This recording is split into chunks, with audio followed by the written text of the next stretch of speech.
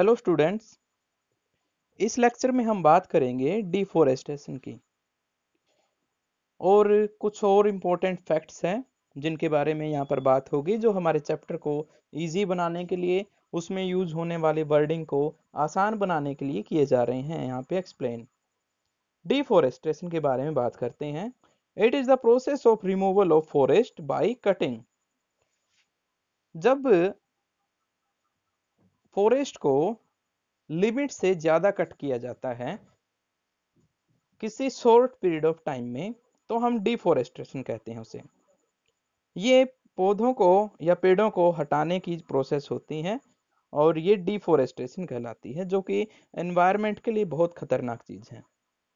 अगर डिफोरेस्टेशन होगा तो ऑक्सीजन प्लांट जो ट्री होते हैं वो एक तरह से क्या हो रहे हैं, खत्म हो रहे हैं, और कार्बन डाइऑक्साइड का लेवल जो है उससे बढ़ता रहेगा। फिर ग्लोबल वार्मिंग होगी और डिफरेंट कंसिक्वेंस होंगे जो एनवायरनमेंट में CO2 के प्रेजेंस से होते हैं।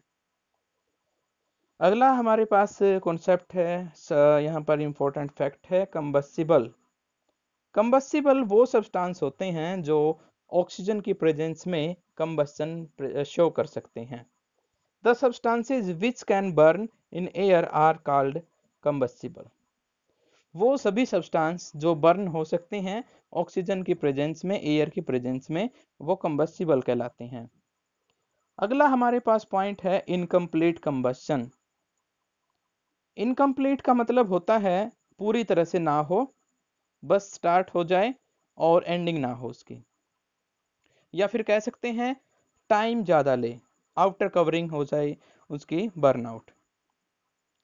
इनकम्प्लीट कंबस्शन का मतलब यहाँ पर ये रहता है a type of combustion in which a material does not burn due to insufficient supply of oxygen is called as incomplete combustion।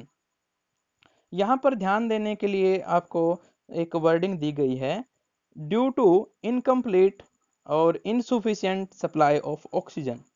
यहाँ पर आपको ध्यान देने की ज़रूरत है कि जो बर्न आउट होते हैं मटेरियल, वो ऑक्सीजन की प्रेजेंस की वजह से होते हैं, और अगर ऑक्सीजन ठीक से प्रेजेंट नहीं होगी तो रिजल्ट में क्या होगा, कंबस्शन ठीक से नहीं हो पाएगा, इनसुफिशिएंट यहाँ पर कंबस्शन होगा, फिर वो इनकम्प्लीट।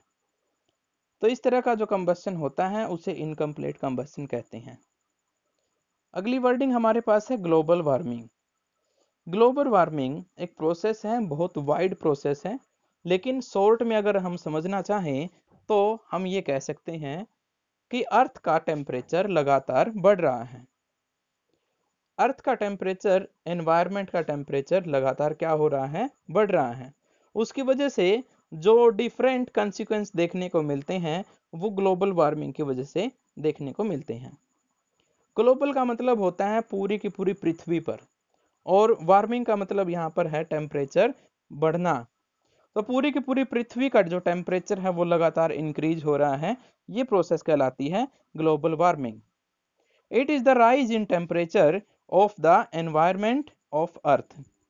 एनवायरमेंट में जो टेम्परेचर का इंक्रीज होता है उसे हम ग्लोबल वार्मिंग कहते हैं। इसके कई बुरे इफेक्ट होते हैं। फॉर एग्जांपल, जो पानी है, ग्लेशियर है, वो लगातार पिघलते रहते हैं, उनकी वजह से जो वाटर लेवल है, सी लेवल है, वो बढ़ता रहता है, और उसकी वजह से जो तटीय इलाके होते हैं उनके ऊपर बाढ़ आ जाती है, और वहाँ की जो लाइफ है वो ठीक से फिर अपने आप को स्टेबल नहीं कर पाती। सेकंड एग्जांपल ये होता है कि पहाड़ों पर जो जमी बर्फ है वो नदियों में फिर एक साथ नहीं बहेगी, मतलब एक पैटर्न के साथ नहीं बहेगी। गर्मियों में एकदम से वो ज़्यादा बह जाएगी और फिर पानी की दिक्कत रहेगी, क्योंकि एकदम से सारा पानी बहेगा और समुद्रों में मिल जाएगा। उससे वाटर सर्कुलेशन जो है वो ठीक से नहीं हो पाता, वाटर साइकिल ठीक से नहीं हो पाता, और उसकी वजह से फिर पूरे की पूरे लाइफ सिस्टम पे उसका असर पड़ता है। कैलोरीफिक वैल्यू अगला वर्ड हमारे पास है। कैलोरीफिक वैल्यू को समझने के लिए पहले एग्जांपल से लेते हैं। मान लीजिए आपके पास दो तरह के फ्यूल है, एक पेट्रोल है और एक आपके पास कोई भी पीस ऑफ वुड है। दोनों को आपने बर्न आउट किया, रिजल्ट में हमें हीट मिलती है, एनर्जी मिलती है। हमने उस हीट और एनर्जी को दोनों के लिए काउंट कर लिया कितना है, पेट्रोल के लिए मान लेते हैं जो एनर्जी हमें मिली वो 1000 मान लेते हैं जूल एनर्जी मिली है। और वुड से, क्योंकि वुड एज कम्पेयर एक अच्छा फ्यूल नहीं है पेट्रोल के कंपैरिजन में, तो उसमें जो एनर्जी है वो मान लेते हैं 700 जूल हो गई। तो यहाँ पर हमने देखा कि इक्वल अमाउंट के हमने फ्यूल लिए, लेकिन रिजल्ट में जो एनर्जी मिलती है वो एक में ज़्यादा है और एक में कम है। तो उससे क्या नोटिस किया हमने? उससे हमने नोटिस किया कि हमने सप्लाई तो इक्वल दी थी, लेकिन जो रिजल्ट मिला हमें वो इक्वल नहीं है। और इसी रिजल्ट को हम कहते हैं calorific value of any fuel, the amount of heat energy produced on complete combustion of 1 kg of a fuel. अगर 1 kg सब्सटेंस लें और उसको हम बर्न आउट करें, जो एनर्जी रिलीज होती है उसे कैलोरीफिक वैल्यू कहा जाता है उस सब्सटेंस की।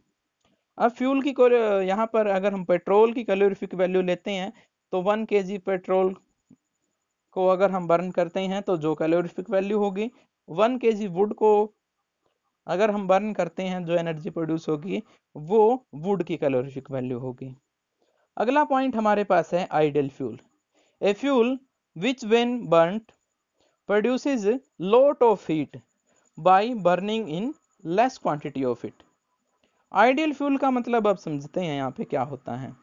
सबसे पहले तो हमें पता होना चाहिए कि उसकी कैलोरीफिक वैल्यू ज़्यादा होगी, यानी अगर हम ऑक्सीजन कम सप्लाई करते हैं तो भी वो अच्छे से एनर्जी जो है हमें दे सकता है, और उसकी कम क्वांटिटी हमें ज़्यादा रिलीज देगी एनर्जी का। पोल्यूशन की अगर बात की जाए तो वो पोल्यूशन फ्री होता है, आसानी से उसे यूज किया जा सकता है और इजीली असेसेबल होता है। असेसेबल का मतलब आसानी से मिल सकता है ये कहीं भी। तो ये आइडियल फ्यूल होगा और ये एनवायरनमेंट के लिए कोई ज़्यादा नुकसान नहीं करता, ना के बराबर नुकसान करता है। अगली टर्म हमारे पास है एसिड रेन। डिफरेंट टाइप के हमने फ्यूल जो है पढ़े, इस चैप्टर में पढ़ने वाले हैं। कुछ को अंदाज़ा हमने ले लिया है कि इस चैप्टर में फ्यूल पढ़े जाएंगे। अब वो फ्यूल जब बर्न आउट होते हैं तो कुछ कंप्लीट कंबस्शन करते हैं, यानी पूरी तरह से एनर्जी में कन्वर्ट हो जाते हैं। कुछ ऐसे होते हैं जो रेजिड्यू देते हैं, यानी पोल्यूशन बढ़ाते हैं एनवायरनमेंट का। अब जब पोल्यूशन बढ़ेगा तो उससे एनवायरनमेंट में फर्क भी पड़ेगा, उसमें डिफरेंट जो है गैसेज रिलीज होगी। उनमें से कुछ गैसेज खासकर कार्बन डाइऑक्साइड और सल्फर डाइऑक्साइड, ये दोनों एनवायरनमेंट में मिल जाती हैं। और जब क्लाउड फॉर्मेशन होती है तो ये उस वाटर के साथ मिल करके क्या बना लेती है, H2CO3 और H2SO3, सल्फ्यूरस एसिड, और यहाँ पे कार्बनिक एसिड बन जाता है एक कार्बन के प्रेजेंट में। उससे रिजल्ट में क्या होता है, फिर जब बारिश होती है वो एसिडिक वाटर जो है साथ में गिरता है फिर नीचे, और इस बारिश को कहते हैं एसिड रेन। ये जो एसिड रेन होती है ये ज़्यादातर खतरनाक होती है क्योंकि ये पीएच वैल्यू को इफेक्ट करती हैं। और पीएच वैल्यू क्या होती है, इस चैप्टर का बहुत इंपॉर्टेंट पार्ट रहेगा ये। पीएच वैल्यू होती है किसी भी सब्सटेंस का एसिडिक या फिर बेसिक बिहेवियर। वो हम पढ़ेंगे बहुत डिटेल में, उसको अभी स्किप करते हैं। पीएच वैल्यू जब इफेक्टेड होती है तो लाइफ साइकिल के ऊपर उसका इफेक्ट पड़ता है।